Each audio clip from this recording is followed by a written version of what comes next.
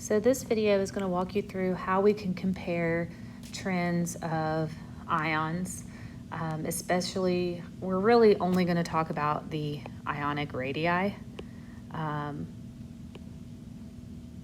me get a color here going. So we're not going to look at the other trends when we're talking about ions. We're just going to talk about the size of the ion or the radius of the ion. So before we start, we just need to review what cation is. So a cation is a positive ion. I can remember that because they both have what looks like a T. And then anion is our negative ions. So we're going to start by looking at cations. So remember, an ion is just an element that has either gained or lost electrons. So in order to make a cation, that means that I have an overall positive charge. That means that it has to have lost electrons so that it has extra positive protons.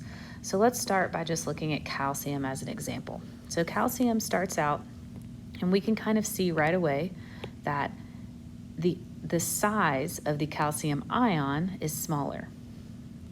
So if I was to compare the radius of the ion to the parent atom or the neutral atom, then I can see that it is a lot smaller. So that's my parent, and then here is my ion, right? And then so let's kind of talk about why that is.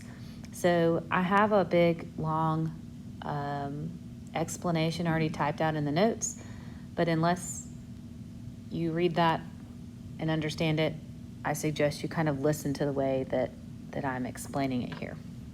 So the main reason is because if you think about, I've just taken away, we said that cations are going to lose electrons. Right now, calcium has 2 valence electrons, but in reality, it's going to want to get rid of those. So we know it has a very low force of attraction because it has so many energy levels. So it can't attract electrons to it, so it's actually going to get rid of them. So it is going to lose its electrons. So now we have 20 protons and only 18 electrons. So that's how it gets that overall +2 charge. And then now I can also see that I've lost an entire energy level. So instead of having 4, now it only has 3. So it gets a lot smaller because those energy levels are decreasing.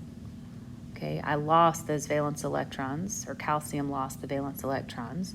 So now that third energy level is a lot closer. So that makes it easier for calcium's nucleus, or that positively charged nucleus, the magnet, to kind of hold in those remaining valence electrons. Okay. If we look at fluorine, which is an anion, okay, fluorine is actually going to gain an electron in order to become an ion. So we know that it has a very strong force of attraction, a high ionization energy, a high electronegativity. So it is going to gain or attract that 8th valence electron. And when it does that, you can kind of think about it, if you're in a small space and you try to add one more person to it, your automatic reaction is to try to take a step back. So all of these valence electrons are going to kind of, as one, try to spread out just a little bit. So they're going to spread out from that nucleus of the atom. And so we end up getting a larger radius when we have an anion. Okay, because those electrons, they're just trying to make a little bit more space for themselves, because those electrons, they're the same charge. They're all a negatively charged particle, and they do not attract each other. They're really trying to push away. So if you put one more electron in the group, they're all trying to kind of push away from each other. So it causes the atom to expand. Okay.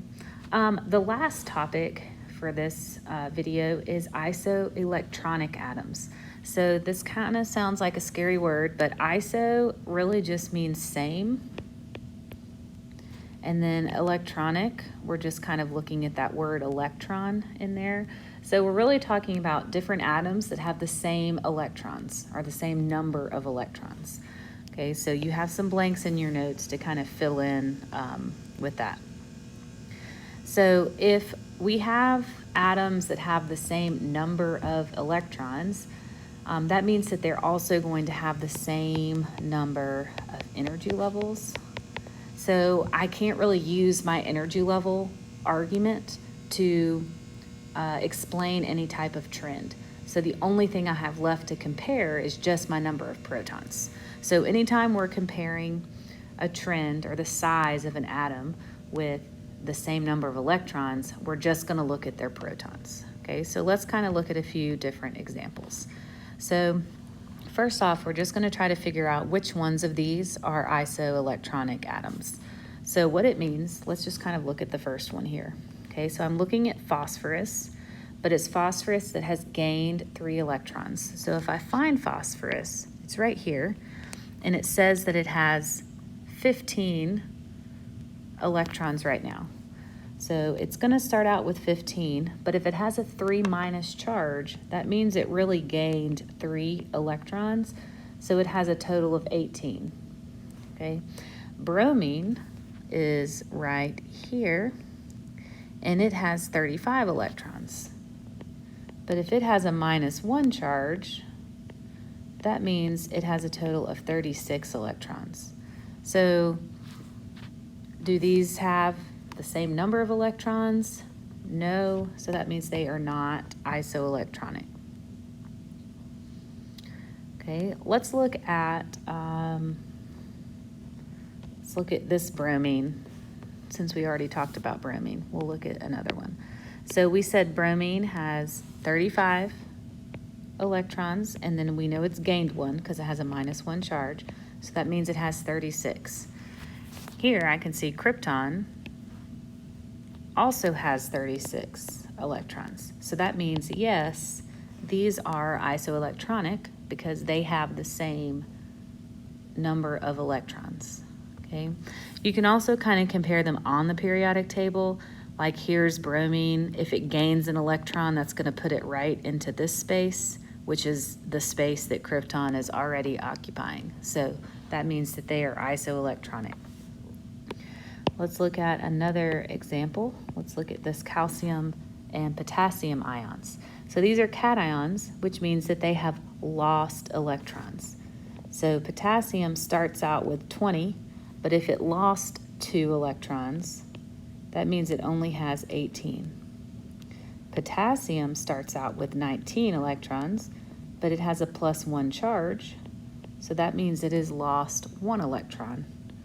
So that means it also has 18. So these would be isoelectronic atoms. Okay.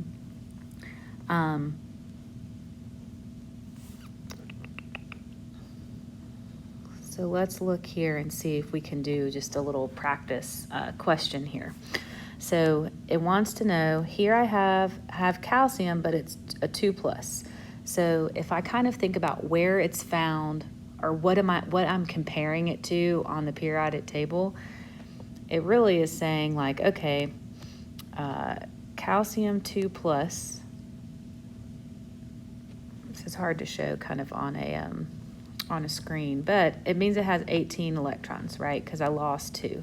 So that means it's similar to argon. So I'm just going to put a little circle around argon for now. Potassium is also has 18 electrons. So that is, again, similar to argon. Chlorine starts out right here at 17, but it gains 1 electron.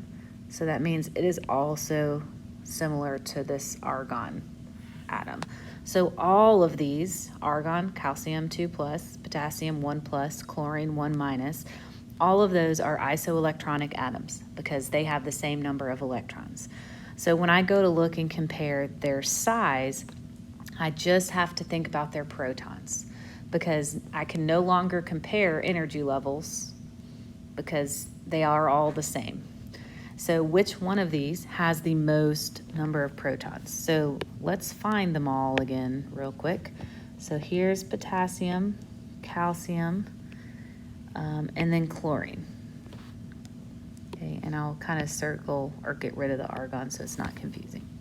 So which one of these has the most number of protons? Well, that would be calcius has the largest number of protons.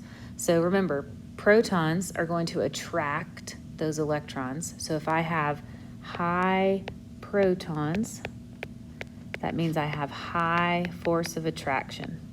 And remember, how does that affect our radius? That means that we're able to pull in those electrons. So our highest protons is actually going to have the smallest radius because they're pulling those electrons in, which means that our least number of protons with our least force of attraction is going to have the largest radius. Okay, so that means that would be chlorine because chlorine only has 17 protons. Okay, highest ionization energy. So remember, that's the amount of energy required to remove an electron. So if it's going to take another atom a lot of energy, if it's going to be really hard for it to remove that electron, that must mean that I'm holding on to it very tightly.